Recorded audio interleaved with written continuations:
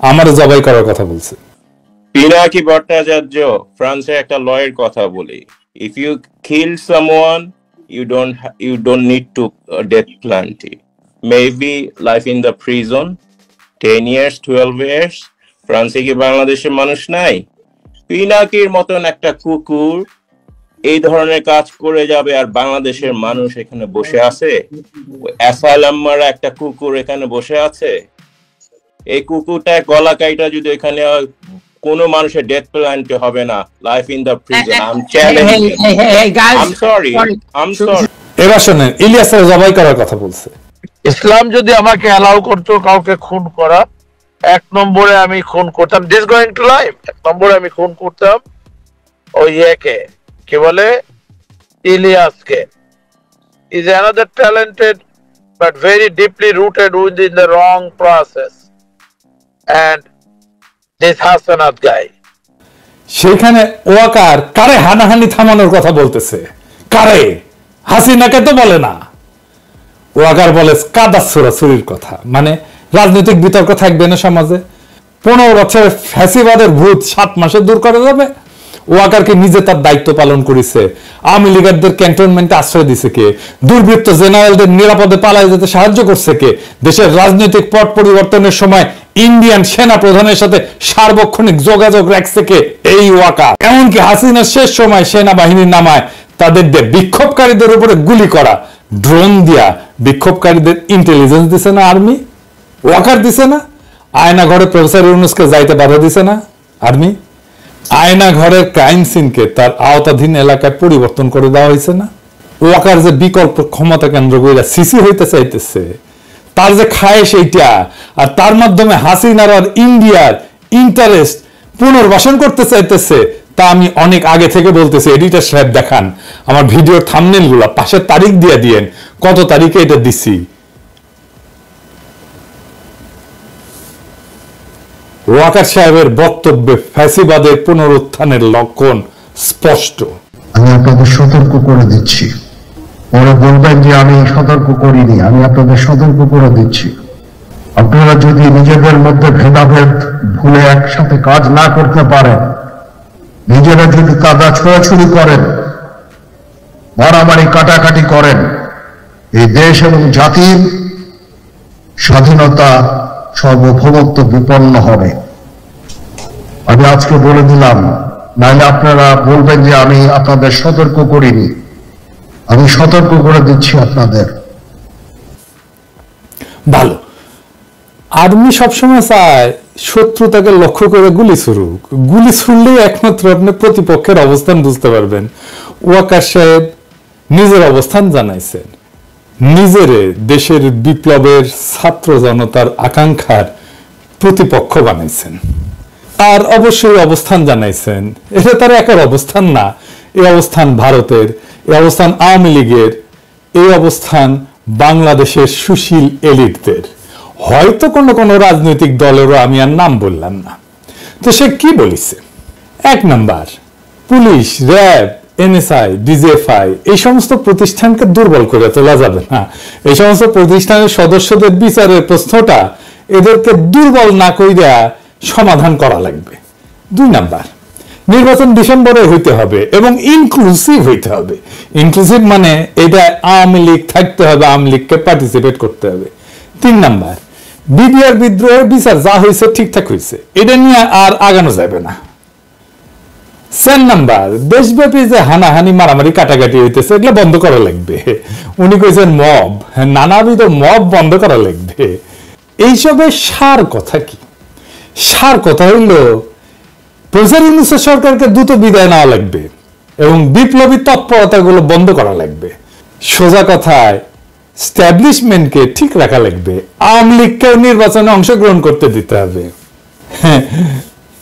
কইতে চাইছে, যেটা কইতে চাইছিল আর কি, যে নির্বাচন হবে, তাড়াতাড়ি হবে, আপনাদের ক্ষমতা আসার সুযোগ দেব। তবে ইন্ডিয়ার সাথে আগের যে সম্পর্ক ছিল না আধিপত্যবাদী, সেটা পুনঃপ্রতিষ্ঠা করতে হবে, এই শর্ত আছে। গেলে আওয়ামী লীগকে পর্যায়ক্রমিক ভাবে পুনর্বাসন করতে হবে, এটাও শর্ত আছে। বিডিআরের হত্যাকাণ্ডের বিচার নিয়ে আগাইতে পারবেন, এটাও শর্ত আছে। অন্য সকল বাহিনীর বিরুদ্ধে চলমান তদন্ত বন্ধ করতে হবে, এটা আর একটা শর্ত। আর সেনাবাহিনীর আয় ব্যয়ের যে হিসাব টিসাব আছে এটার গোপনীয়তা রক্ষা করতে হবে, এটা এর শর্ত। খেয়াল করলে দেখবেন যে আওয়ামী লীগের ষড়যন্ত্রের বিরুদ্ধে ওয়াকারের কোনো বক্তব্য নাই, বরং বেশি বাড়াবাড়ি করলে সার্বভৌমত্ব ঝুঁকিতে পড়ার হুমকি আছে। মানে কি, বাংলাদেশের সার্বভৌমত্ব হুমকির মুখে পড়া মানে কি, তো ইন্ডিয়া বাংলাদেশ দখল করে নেবে, তাই তো? দেশের সার্বভৌমত্ব ছিল, স্বাধীনতা ছিল। 1971-এর 25 মার্চ পাকিস্তানি বাহিনী গণহত্যা চালাইল, তারপরে কি হইলো, শান্তি বাহিনী তৈরি হইলো। মানে যা হওয়ার হয়েছে, এখন আমরা শান্তি চাই, মুক্তিযোদ্ধারা সব দুষ্কৃতিকারী। এই মাইন্ডসেট, এটাই হইতেছে দুর্বল ভীরু কাপুরুষের মাইন্ডসেট, এটাই হইতেছে সেই পাকিস্তানি বর্বরতার মাইন্ডসেট। এই মাইন্ডসেটই দেখালো ওয়াকার যা হওয়ার হয়েছে। যারা বিপ্লব করছে তারা মব, যারা বিপ্লব করছে তারা দুষ্কৃতিকারী, যারা বিপ্লবী কর্মকাণ্ড চালায় তারা দুষ্কৃতিকারী। ওয়াকার যা বলছে তার মধ্যে পতিত সরকারের দালালদের রক্ষা করার ইঙ্গিত স্পষ্ট। তর্জনী উঠায় সবাইকে সতর্ক করছেন ওয়াকার সাহেব।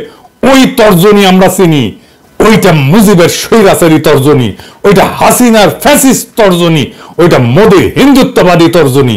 এই হেডম কই থেকে আসে তা আমরা জানি। ওয়াকার সাহেব, মেলা সেনা প্রধান আসছে গেছে, ওই চেয়ারে যতদিন ততদিনই হেডম, মাথায় রেখেন কথাটা। এটা কোনো হেডম না, যাদের সাথে খেলতে আসতেছেন তাদের হেডম চেয়ারের উপরে না, তাদের হেডম রাস্তায় জনতার শক্তিতে। আসেন এডা এডা করে ধরি। সেনাবাহিনীর সেনা প্রধানের প্রতি বিদ্বেষ কেন? হাসিনার বঙ্গামাই ওয়াকার বলে সে নাকি জানেই না কেন লোকে তার উপরে বিলা। এটা কি ফ্যামিলির ঐতিহ্য ওয়াকার সাহেব? আপনি তো ফ্যামিলির পার্ট না, বিয়ে করেছেন ওই ফ্যামিলি, তো আপনার ভিতরে তো ওই জিনটা নাই, তাও এটা শিখে গেছেন না। তো ওয়াকার সাহেব, একদিন আমরা যে এত কিছু কইলাম তখন আপনি কইছিলেন কানের মধ্যে কি তুলা দিয়ে রাখিছিলেন নাকি বিপ্লবী ছাত্র জনতার গণ দাবির প্রতি আপনার কোনো শ্রদ্ধা নাই? অবশ্য না থাকাটা স্বাভাবিক, আপনি তো বাংলাদেশে এই মুহূর্তে পতিত স্বৈরাচার হাসিনা শেখ পরিবারের শেষ ব্যক্তি যে বাংলাদেশে আছে, তাই দেশের স্বার্থে এই বিষয়ে কথা বলা দরকার। আমি ওয়াকার সাহেবকে কিছু প্রশ্ন করব, সবকও দেব। আপনার যদি হেডম থাকে ওয়াকার সাহেব, তাইলে অনুরোধ করব আমার সব প্রশ্নের উত্তর সংবাদ সম্মেলন করে দিবেন, নাইলে জাতি বুঝে নেবে জুলাই বিপ্লবের পর নতুন বাংলাদেশ বিনির্মাণে আপনার অবস্থান কি। স্যার, আপনি আজকে আমাদের উপদেশ দিলেন, বললেন যে আপনার উপদেশ শুনলে দেশবাসীর লাভ হবে, তা তো ভালোই। তো দেশ কিভাবে চলবে সে উপদেশ দেওয়ার আপনি কেডা? আপনি কোন তালে বর্মিয়া? সেনাবাহিনীর কাজ কি দেশে পলিসি নির্ধারণ করা? দেশ পরিচালনার দায়িত্ব সরকারের আর সিভিল প্রশাসনের। আপনারা মাঠে আছেন ইন এইড টু সিভিল পাওয়ার, আপনারা হলেন দেশের পাহারাদার, পাহারাদারি থাকেন। আপনি বলেন সেনাবাহিনী ডিসিপ্লিন ফোর্স, তা আপনার নিজের ডিসিপ্লিন কই? আপনার নিজের ডিসিপ্লিন কোথায় বলা আছে সেনাপ্রধান দেশবাসীকে পরিচালনার উপদেশ দিতে পারে? এটা কি আপনার কাজ? 2 নাম্বার, আপনি যদি জনগণকে ভয় দেখান এই বলে যে ডিসিপ্লিন ফোর্সকে অন্য পথে পরিচালনা করবেন না, কি বুঝাইতে চাইলেন আপনি? ক্ষমতা দখল করবেন? দখল করে দেখেন আপনার অবস্থা তো খালেদ মোশাররফের সাথে খারাপ হবে। সেই ভবিষ্যৎবাণী ছাত্র জনতার পক্ষ থেকে কয়ে দিলাম। আপনি হাসিনার ফুয়াদা বোনের জামাই হওয়ার পরেও এই জাতি আপনাকে সেনা প্রধান রাখিছে, কারণ আমরা সেনাবাহিনীকে বিতর্কিত করতে চাই না। আপনি সেনাবাহিনীকে বিতর্কিত করেছেন আপনার বক্তব্য দিয়া। সেনাবাহিনীকে বিভ্রান্ত করবেন না ওয়াকার সাহেব, নইলে জনতার রোশানলে পড়া ইতিহাসের প্রথম সেনাপ্রধান আপনি হবেন। এই বিষয়ে সাবধান কইরা দিলাম। আপনি গেছেন বিডিআর হত্যাকাণ্ডের শহীদের স্মরণে নবঘোষিত শহীদ সেনা দিবসের অনুষ্ঠানে, তাই না? এখানে গিয়ে বলবেন কিভাবে সেনাবাহিনী আগামীতে এরকম ঘৃণ্য হত্যাকাণ্ডের সম্ভাবনাকে প্রতিহত করবে। আপনি তো উঠে গেছিলেন, হ্যাঁ, আপনি যখন মেজর আছিলেন, তাই না? ভেতরে মারা যাচ্ছে, আপনি তো কিছুই করেন নাই। আপনার বস ব্রিগেডিয়ার হাকিম নানক আর মির্জা আজমের সাথে ঘুটু করিচ্ছে দেখা যায়। হ্যাঁ, আপনি বলবেন কিভাবে বিদ্রোহ ক্ষতিগ্রস্ত পরিবারের পাশে দাঁড়াবেন, তা না করে আপনি নিজে প্রচারণা চালাইলেন, সেনাবাহিনীর অপকর্ম ঢাকার চেষ্টা করলেন, জাতিকে থ্রেট দিলেন। এত সাহস কই পান ওয়াকার সাহেব? ইন্ডিয়া থেকে নতুন অফার পেয়েছেন? হ্যাঁ, ভালো।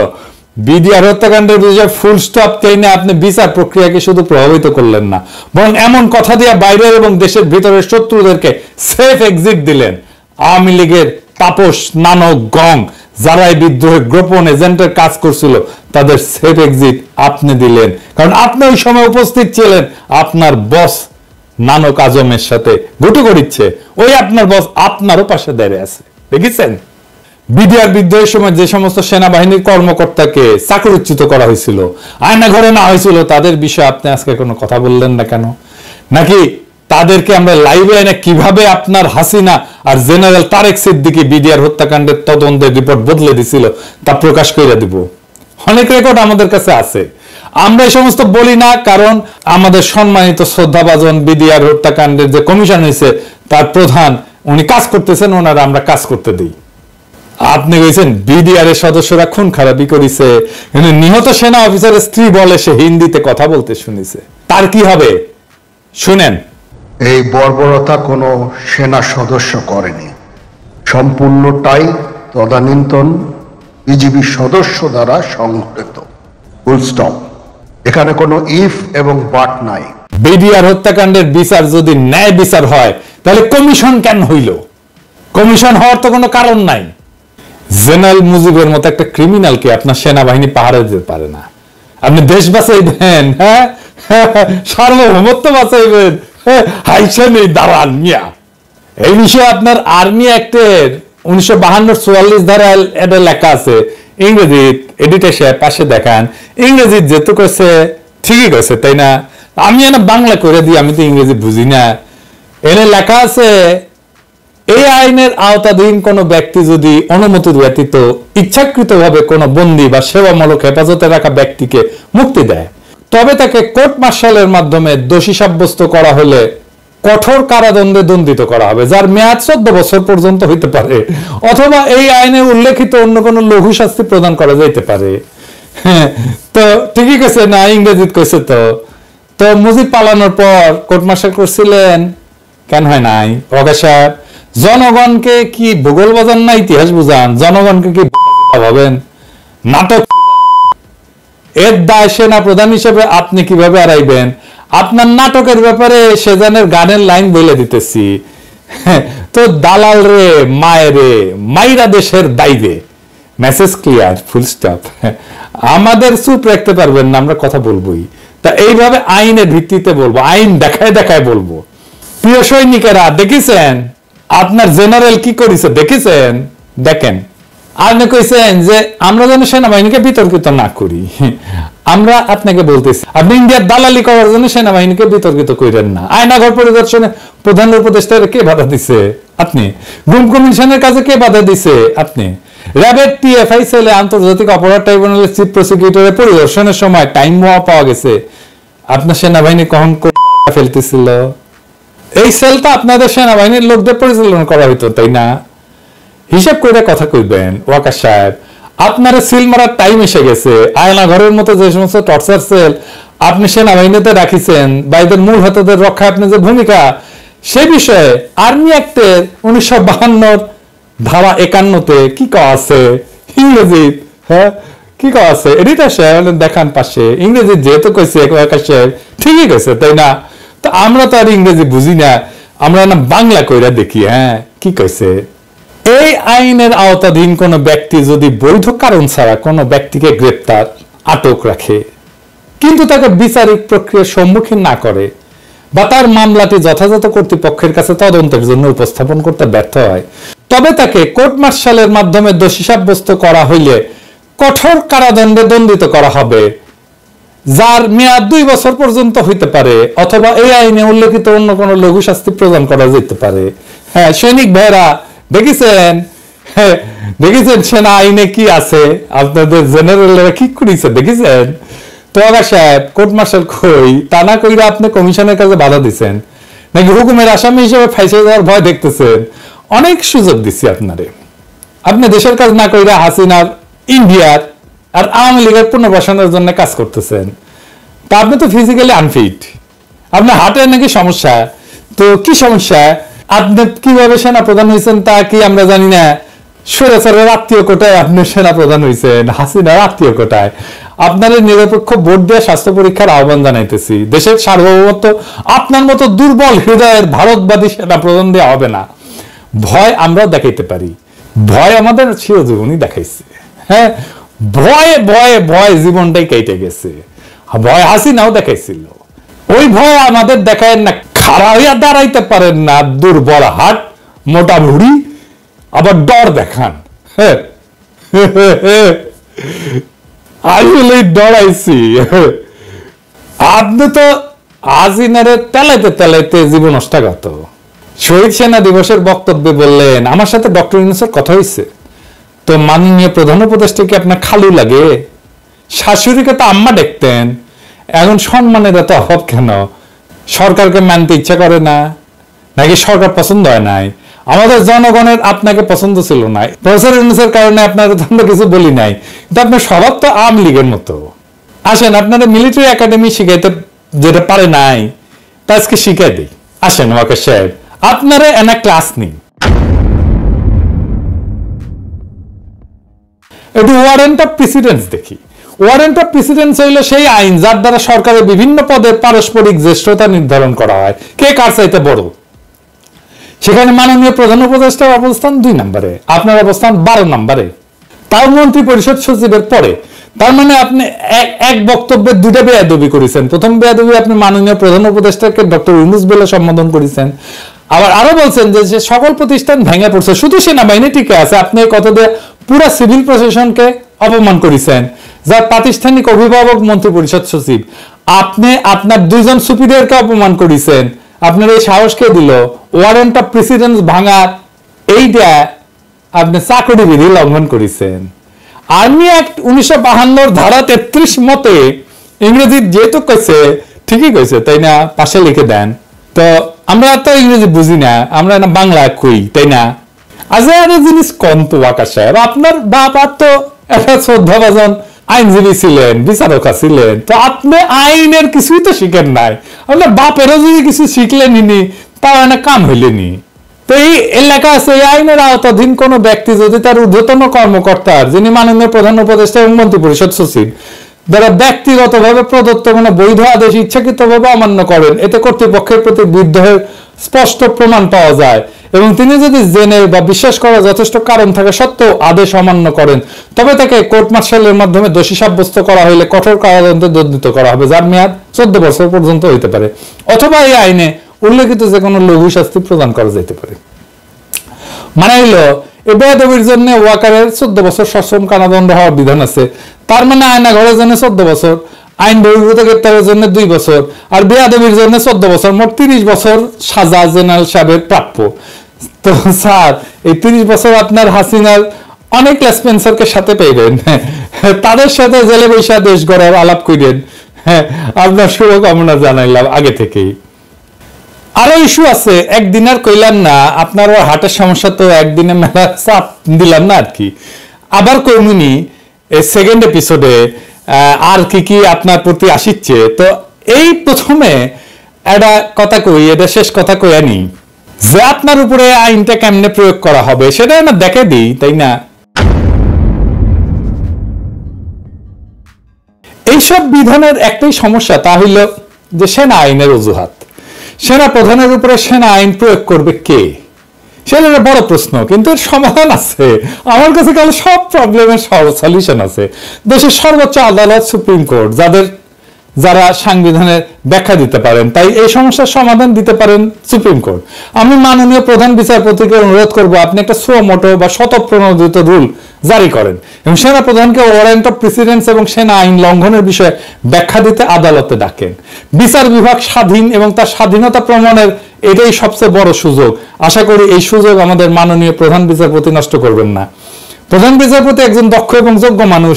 আশা করি আপনি বিচার বিভাগের প্রতি জনগণের আস্থা ফিরিয়ে আনতে ছোট্ট কাজটা করবেন। আমাদের দুর্নীতি দমন কমিশনের প্রতি অনুরোধ, 111-এর সময় যত সেনা কর্মকর্তা মাঠে দায়িত্ব ছিল তাদের সম্পদের অনুসন্ধান করেন, সব খুঁজে টেনে টেনে বের করেন। হ্যাঁ, ওইটা সম্পদ ধরে টান দিবেন, সব সোজা রুলারের মতো সোজা হয়ে যাবে। আওয়ামী লীগের সময় পদোন্নতি পাওয়া কর্নেল র্যাঙ্কের উপরে সবার উপরে অনুসন্ধান চালান। যারা সড়ক এবং জনপদের প্রকল্প পরিচালক ছিল তাদের এই অনুসন্ধানের আওতায় আনেন, দেখবেন অনেক সমস্যার সমাধান হয়ে যাবে। সব সমস্যার সমাধান আছে, বুঝছাও? মন্ত্রিপরিষদ সচিব আর প্রধান উপদেষ্টার মুখ্য সচিব আপনাদের নেতৃত্বে সিভিল প্রশাসনকে যে অকার্যকর বলছে তা প্রতিবাদ করেন। আপনাদের দিকে পুরা সিভিল প্রশাসন তাকায় আছে। আপনারা এই প্রথম রাতের নির্বাচনে কুশীলবদের চাকরিচ্যুত করছেন, এতে প্রশাসনের সম্মান বাড়ছে। আর্মি চিফের এমন লজ্জাজনক মন্তব্যের প্রতিবাদ করেন। আমরা এই ক্ষেত্রে সিভিল প্রশাসনের পক্ষে জনতা তার সেবকদের সম্মান দিতে চায়। জুলাই বিপ্লবের গণহত্যায় যে বাহিনী জনগণের উপর গুলি চালাইছে তাদের থেকে দেশ গঠনের সার্বভৌমত্বের লেকচার 5ই আগস্টের পর নতুন বাংলাদেশের সবচেয়ে বড় প্রহসন।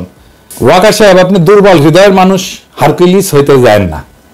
রাজনীতির মাঠ বড় পিচ্ছিল, এখানে খেলা অত সহজ না।